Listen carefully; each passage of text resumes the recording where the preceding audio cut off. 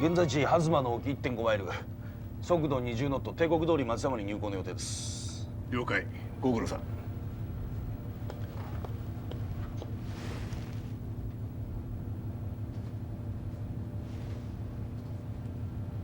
スタンバイエンジンハーフダウン。スタンバイエンジン。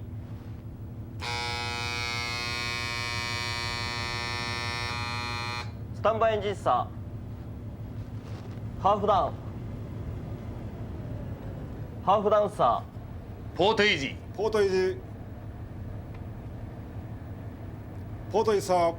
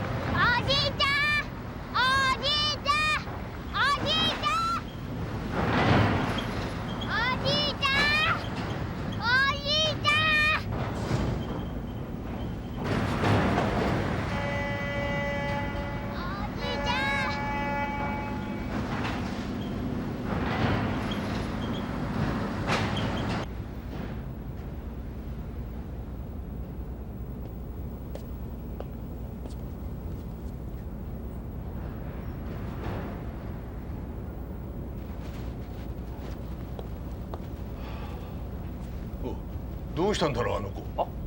いや誰かを迎えに来たのかと思ってたら突然逃げ出したよ。ランドセル背負ってますね。おう。きっとこうですよ。あの子はこの船で着いた誰かを迎えに来たけれども、その誰かが「早く学校行け、遅刻するぞ、早く行け」とこう言ったんですよ。であの子は駆け出した。なるほど。もっともらしく聞こえるよ。あ、船長、今夜ちょこっと付き合っていただけませんか？いや今日は東京帰るんだ。3日しか休暇ないから。3日じゃ行って帰ってくるだけじゃないですか。女房に帰るって言ってあるんだよ。